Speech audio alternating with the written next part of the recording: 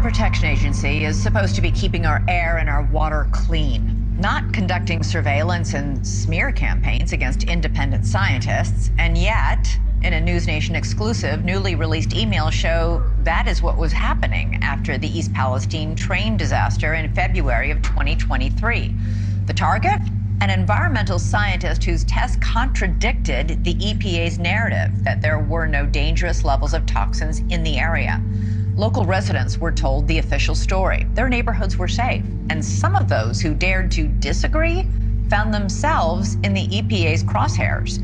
This is just the latest example of EPA issues in East Palestine, and News Nation has stayed on top of the story. Just last month, we showed you how a report found the agency in Norfolk Southern manipulated soil testing data following the disaster. News Nation investigative correspondent Rich McHugh has the latest for us. The drone just came over us now, didn't it? Yep. When environmental scientist Scott Smith began testing for toxins in East Palestine, drones were monitoring his movements. Someone was watching. Because months after the open burn of vinyl chloride and after the EPA told residents it was safe to come home, his test results showed exactly the opposite. Smith found extremely elevated levels of dioxins in the soil in East Palestine. In the spring of 2023, after we reported Smith's findings, and former EPA Administrator Judith Enck said the EPA should pay attention to Smith's test results. His work should encourage the U.S. Environmental Protection Agency now to go and grab some other filters and do similar testing and analysis. But that's not what happened. Instead, EPA emails show the agency began collecting Smith's personal information, tracking his movements, distributing his whereabouts to more than 50 EPA employees. They even circulated photos of his dog. It's troubling because this is a matter of transparency and truth and protecting public health. What the EPA seems to have done here in East Palestine is they were more interested in controlling the narrative and controlling what was going out to the community, from the community and back to the community. They were definitely controlling the narrative of nothing to see here, no long-term health impact. Smith continued to test on over 30 trips to East Palestine. RFK Jr. met with him in East Palestine and called him an extraordinary advocate for the people. Smith says taxpayer dollars should be spent on testing, not surveilling him. They don't want to look for the full spectrum of chemicals that I look for. And instead of sitting down with me and having a dialogue for the benefit of the community, they launched this, smear and campaign and undermining it. It's pretty clear in their own words. They're clearly not serving the community they're supposed to protect. And it's not just East Palestine, Rich. It's a systemic thing. The emails show the EPA was also tracking residents too, outspoken voices in the community like Jamie Wallace. She was included in some of the agency's weekly social listening reports. They tried to control this narrative and act like none of us had any long-term health risk, and we're not stupid. We see it. We feel it. The EPA said in a statement, "We are very concerned by claims that have come to light over the past few months. The Trump administration is committed to maximum transparency, and as such, we intend to conduct a thorough review of decisions made in the aftermath of the train derailment. We will work to ensure the health and safety of the people of East Palestine." Wallace says that's not good enough. She has a message for the current administration. I say it's never too late to try to right a wrong. We know, everyone knows. The EPA knows, the government knows, the U.S. citizens know that we got screwed. From the beginning, there were mistakes made, there were flaws, but you just don't continue to cover those up and forget about a whole community that's now gone from symptoms to long-term illnesses.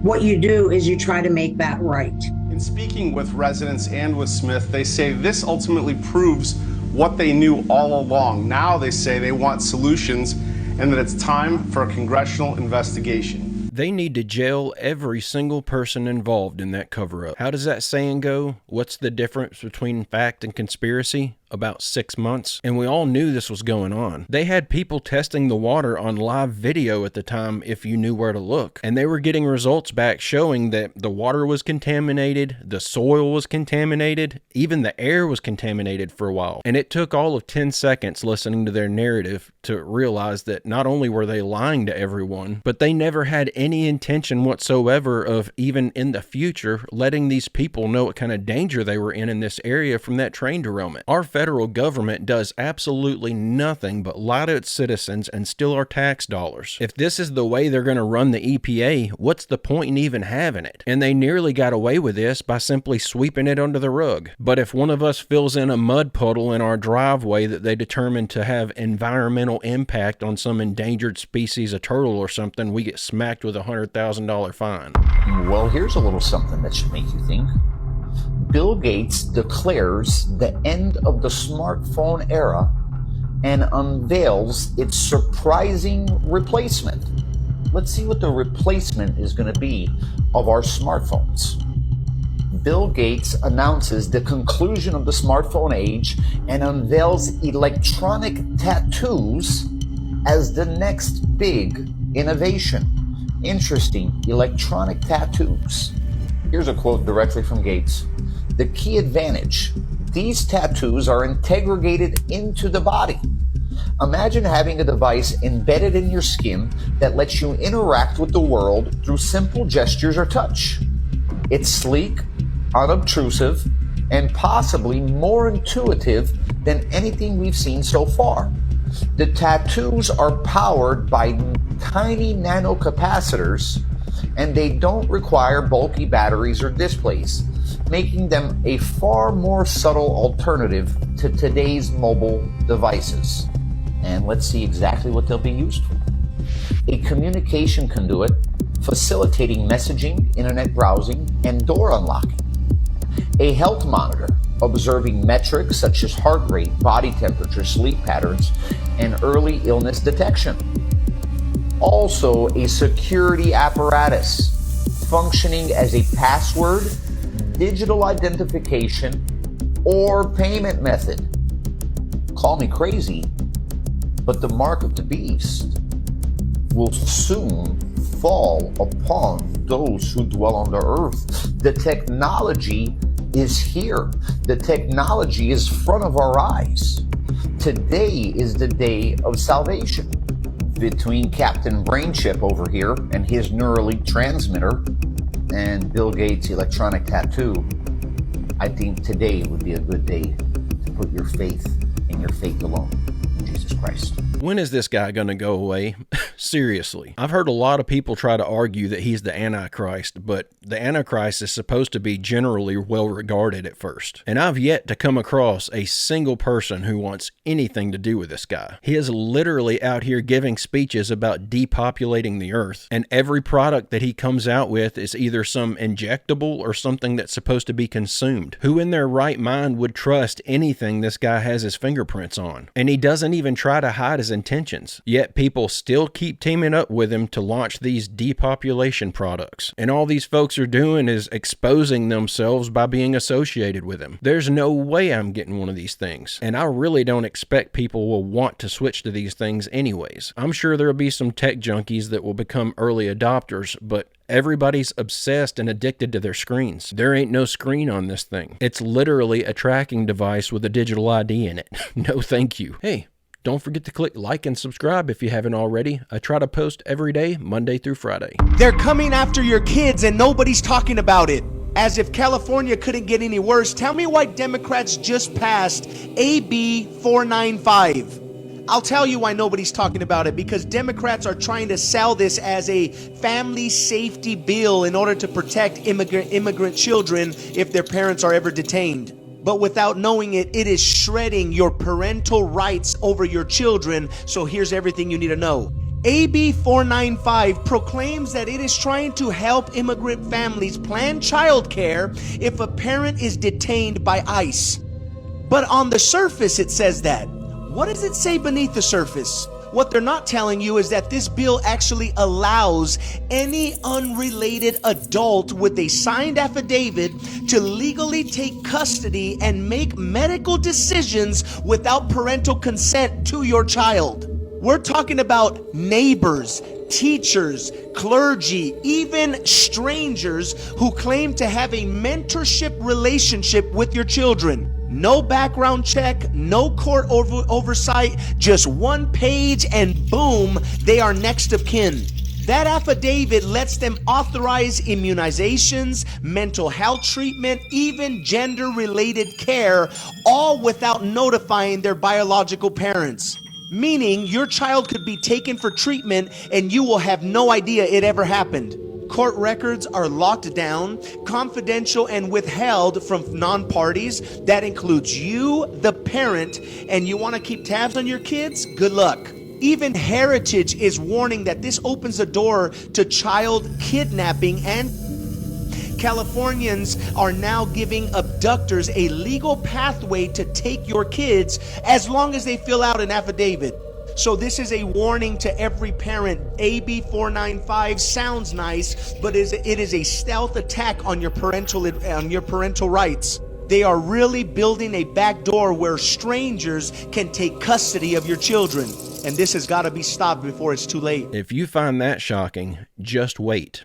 I thought at first there's no way this could possibly be true, that they were doing this without any safeguards in place. But oh man, it gets much worse.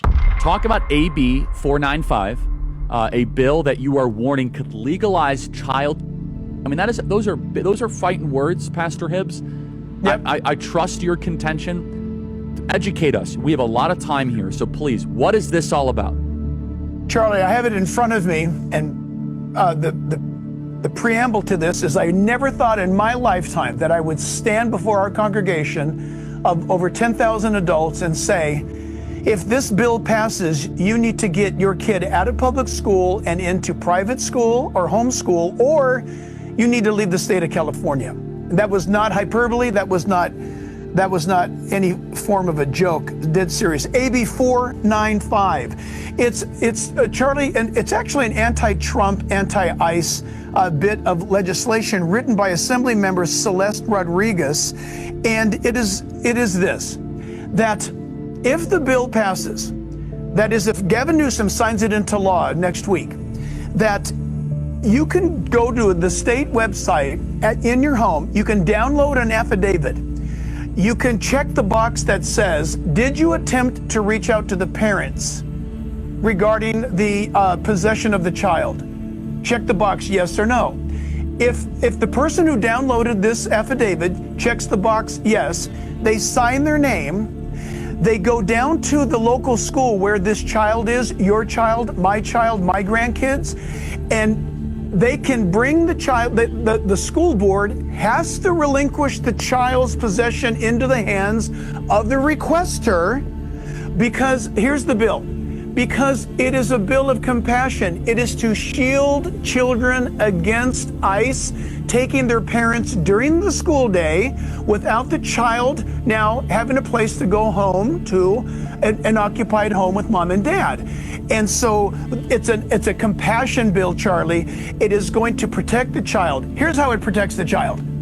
Any Joe who can download the form without a background check, without having to produce license, driver's license, passport number, social security number, those things are suggested, not required. Get a load of this, Charlie. When the individual receives possession of your child, and the school cannot refuse them, the school is also not obligated to tell the parents when the end of the school day comes who took the child, where the child is at. There's no accountability whatsoever, because it is all geared to hide the child from investigation that could possibly lead the child to ICE agents or the like, because it's an assumption that their parents are illegal. Here's the thing, Charlie, we have had, I'm not going to mention their names, but you know, you and I share some of the great legal minds in America that help us all out at all times. They've studied the bill. They told us, listen to this. They said, Jack, normally the devil is in the details. This is the most sick, legislation ever proposed in California. That's saying a lot. What in the world? The federal government is going to have to step in and do something here. This is terrifying. They're literally passing laws making it not only legal to abduct people's children, but the law also requires all the people who are supposed to be in charge of the safety of those children during the school day to comply with the abduction. This is sick. And I know that the only reason that that state is even run by these people is because of all the many ways they've corrupted the voting system. But at some point, there has to be some sort of federal intervention or something to protect the citizens of California. Y'all know we're about to be absolutely flooded with some terrifying stories about how this is being abused. And honestly, I don't even know if that's the correct way to word it. It's not really abusing a new law if it was specifically designed to function that way to begin with. These people need to be jailed. That's the only way this nonsense stops. This is Alexander Wang, the youngest self-made billionaire in the world, and he said something this week that I had to re-listen to 3 times to make sure I heard right. He wants to wait to have kids until Neuralink is ready because the advantage they'd have being born with the chip. Okay, this is my daughter, Pride and Joy, and my son is due any day now, and brain-computer interfaces are actually what worries me the most about their future. Now look, they'll be miraculous for medical applications, treating neurological disorders, restoring vision and mobility, but as Wang says in this interview, they are an attack vector. Corporations, state actors, foreign adversaries, whoever can hack into our collective consciousness and have total control. That's obviously pretty bad. Okay, so easy.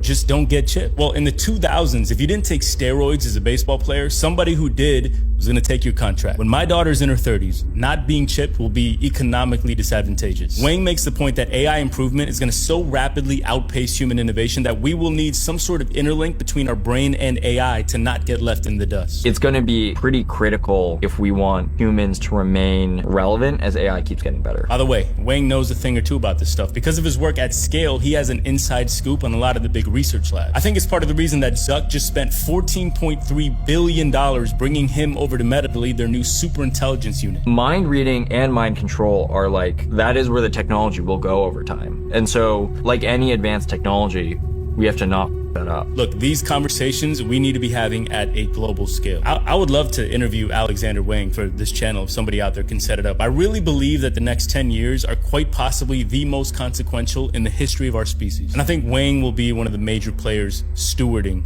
this decade. I couldn't disagree more. If this guy is already that on board with sticking a chip in his head, he's either lying to convince other people to get it, in which case this content creator is correct, or Wang is dumb enough to allow someone else to put a chip in his own head that is going to be able to take control of every thought and every movement that he makes. And if the latter is the case, he ain't going to be stewarding anything. All he'll be doing is walking himself off a plank. Anyone planning on getting one of these things, regardless of their reasoning behind it, they're literally adding themselves to the coal list. And they want to depopulate us so bad they can't stand it. Does anyone really think they're not just going to wait until most of the population is chipped and then flip the kill switch? There's a reason they keep bringing up how cheap it's going to be to get one of these things. Just think about it. How often do they come out with a revolutionary new product and actually make it affordable to the masses? They never do that. They just want this thing to be cheap enough that everybody can afford it because they want no barrier to entry. They want everyone to have one. They have an agenda behind this, and we're not going to find out exactly what that agenda is until it's too late. Deepfakes just became impossible to detect.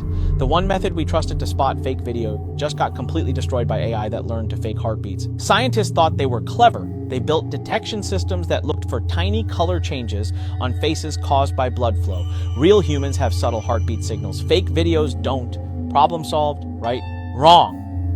New deepfakes accidentally learned to replicate those exact biological signals. The AI wasn't programmed to do this, it just happened because the models got so good at looking lifelike that they started copying human biology. Now we have fake videos showing perfect heartbeat patterns, realistic blood vessel movement, and skin tone pulses that fool even professional detection tools. The technology that was supposed to save us from misinformation just became useless. This is terrifying because fake content spreads faster than fact-checking. By the time someone proves a video is fake, millions have already seen it and formed opinions. We're entering dangerous territory where proving something is real becomes nearly impossible. Trust in video evidence is about to collapse completely. I keep making the comment repeatedly that we're getting dangerously close to the point that they're not even going to be able to use video footage inside the courtroom for evidence anymore. It looks like we just passed that point. This is extremely disheartening. There's no telling what kind of lies we're about to start getting pushed on us. I know people who still believe in the fine people on both sides nonsense, because even if the false footage that you're looking at gets proven to be false at a later date, there are just too many people out here who will make up their mind on a topic, and then no matter how much evidence you present them with later on, they just ignore it. They don't want to hear it because they think they're right, and if you prove them wrong, they won't have justification for being mad anymore. And that's really all they care about, is having justification for their horrible ideas and behaviors. Buckle up, everybody. I can't even begin to imagine the ramifications of this, but it ain't gonna be good. World's first 3D bioprinted heart has been completed. Did you know that we can 3D print organs? That's right, real live organs. Literally, scientists worldwide are developing 3D printed hearts that can have the same shape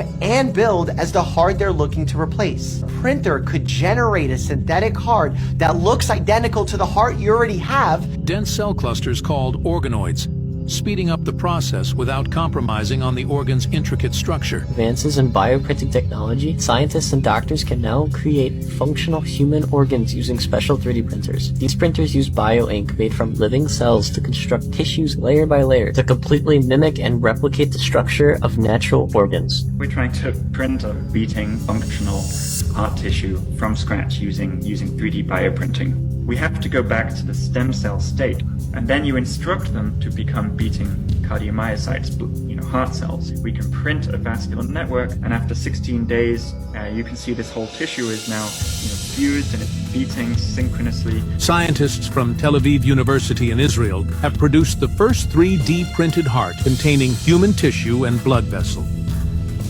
What do y'all think about this? Because I don't trust it at all. If they can't get a liquid right that's supposed to keep you from getting a virus, I certainly wouldn't trust that they had all the kinks worked out on something like this. And your heart isn't something that's going to malfunction and then you just call in and schedule a doctor's appointment to go see what the issue is. If that thing doesn't work exactly right, it's game over for whoever has it implanted in them. You won't even have a window of opportunity to correct the issue. It'll just be instantaneous lights out. But in the future, if they even allow us to have access to these, this will probably be the only type of heart transplant that they allow for us common folks. The real hearts are going to be reserved for the elites only. Just like they want us all eating fake meat and carbon butter, but they're all sitting around dining on filet mignon every night. I feel like we only have a handful of years before we reach the point in medical advancement where I don't trust going to the hospital at all anymore. And I'm already really close to it. For example, if I get really ill and they tell me I've got to have some injection to get better, I'm probably just going to take my chances. If it's my time to go, it's my time to go.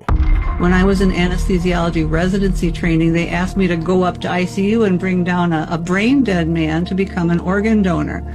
Well, I hadn't really thought about that very much, and so I asked him, gee, brain death, is there anything I need to know about this? It's my first time doing this. And my staff man just rolled his eyes and said, just be sure someone has actually declared him brain dead. You know how eager the transplant team can be.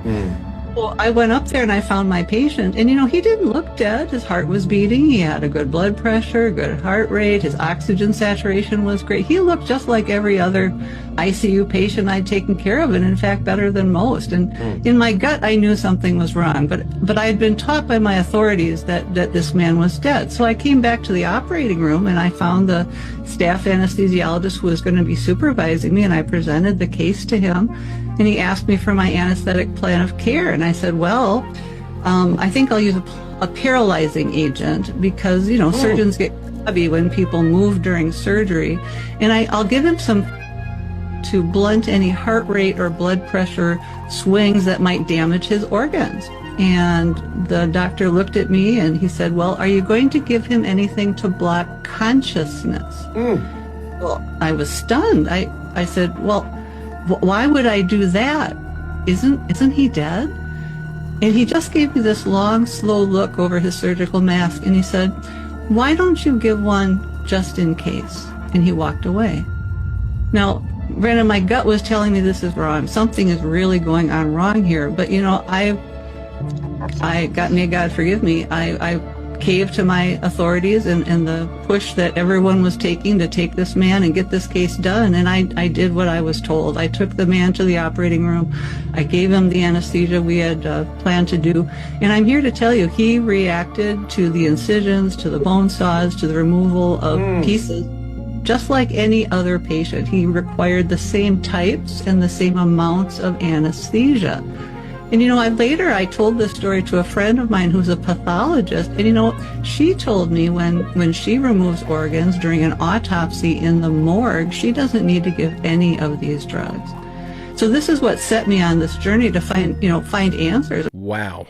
I know that we've all been hearing all the reports and the news stories and stuff about how this is a known ongoing issue within the medical community, but hearing it straight from someone's mouth really hits different. And this woman just admitted to doing something that she should be thrown in prison for. Of course, she won't be, though. And I can't believe that she's sitting there telling this story like she expects to get sympathy for what she's been through. I have no sympathy for people who commit evil like this and then rely on the "I was just doing my job" excuse. In my eyes, she's just as guilty as the people who didn't come right out and tell her what they were planning on doing. She just admitted that she had strong suspicion of what was happening in the moment, but because her job was at risk, she took this man's life. I have zero sympathy for her. These people need to learn to put themselves in the shoes of their patients. If she was the one laying on that table with all her organs about to be harvested, I'm certain she would want the hospital staff to be doing their due diligence much better than she did. This guy just released a top secret document from the Pentagon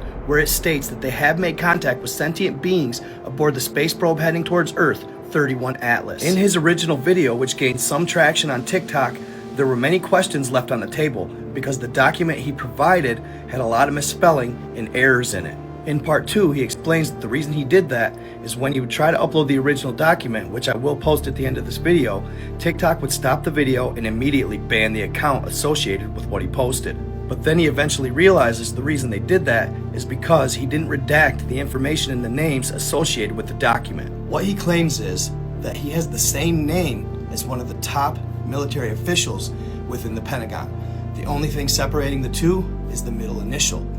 Well, he says that somebody sent him the email by accident. They were supposed to send it to the other guy with the same name. Per protocol, he's supposed to not read the email, forward it on, and delete it. But he saw that it was top secret, so naturally he couldn't help himself. And when he saw the email, he couldn't believe what he was reading. So he decided to go on the run, go hide, and upload it for the world to see. Again, he received a lot of criticism for the first post because of all the spelling errors and the Department of Defense symbol not being correct. Well, his claim is that he used AI to write a similar document up, take the picture, upload that, because that's the only thing that TikTok would let him upload. I can see why people were very skeptical. But then again, he did a part 3 where he realized if he covered up the names of the colonels involved and the people involved, that TikTok would allow him to upload the photo. Here is the actual document. Deputy Secretary of Defense, 1010 Defense, Pentagon, Washington. The address, July 15th, top secret. Interstellar Object High Interest Assessment. Object Designation, Comet C2025 N1 Atlas. Top secret, restricted to, all that stuff, NASA. Harvard astrophysicist Avi Loeb and the Galileo Project report anomalous data indicating a non-natural origin for object N1 Atlas. Preliminary assessments classify ATI as exhibiting a high hyperbolic excess velocity of 5.02 kilometers a second, retrograde orbital characteristics, and anomalous spectral readings incompatible with known cometary bodies. Trajectory modeling confirms near ecliptic path intersecting orbital lanes of Venus, Mars, and Jupiter, with expected perihelion occurring 29th of October 2025 at 1.35 AU from the Sun. Strategic analysis suggests potential for observational surveillance or deployment of automated probes during planetary flybys. Intel note: as of the 14th of July, intermittent directed radio signals have been detected originating from the object's leading edge. Signal composition exhibits non-random sequencing and phase-locked data streams at frequencies between redacted. Statement from OPS-12, Space Domain Awareness Task Group. Contact established with sentient beings aboard the craft. Again, contact established with sentient beings aboard the craft. So I was just talking the other day about that mini-series called Childhood's End, where some demon-looking dude shows up in a spaceship one day to take over Earth, claiming that he's from a distant planet. I watched the last 2 episodes of that with my wife last night, and if you haven't seen it yet, it is absolutely worth watching. Watching this show, it feels like it's the most hidden in plain sight media I've ever watched. It plays out like the blueprint for the false flag alien invasion, and it is really eerie to sit through. I keep having this thought of, man, I'm glad I'm not these people, but then all of a sudden it'll hit me that I'm probably sitting here watching what's coming down the road for us in our near future. I bet I've had that thought over a dozen times watching those first 2 episodes, and I've still got an episode left. It hasn't even gotten really bad yet. It's just pointing toward the deception being exposed. Now, I don't want to jump to the conclusion too fast that this was just a psyop or that this guy was given this document with intention on exposing it to the public, because there is certainly a ton of incompetence in our intelligence communities. But what are the odds of this happening? There are a lot of people who share names, first name and last, with government officials, and this never happens. And what are the odds that this guy happened to be using the same email service that this government official is using to send and receive top secret information? Are they both using Yahoo or something? That doesn't pass the sniff test. I hate to jump to conclusions, but if I had to put money on this, I would say they wanted this information released. And this guy releasing it is likely even a part of the plan. Like, the government's probably the ones keeping him in hiding to make it appear that he's on the run. But I just don't buy it. And I certainly don't buy that there are a bunch of aliens in a spaceship headed toward Earth. Guys and gals, that's the end of our clips right there. But before we go, I have some unfortunate news that I have to share that I know a lot of you are not going to want to hear. I know a lot of people use it daily, but I'm about to have to shut down the Discord server. And I know that's going to disappoint some people, but I just have too many things going on to be able to tend to it the way that I should be. People are sending me direct messages in there, and it's taking me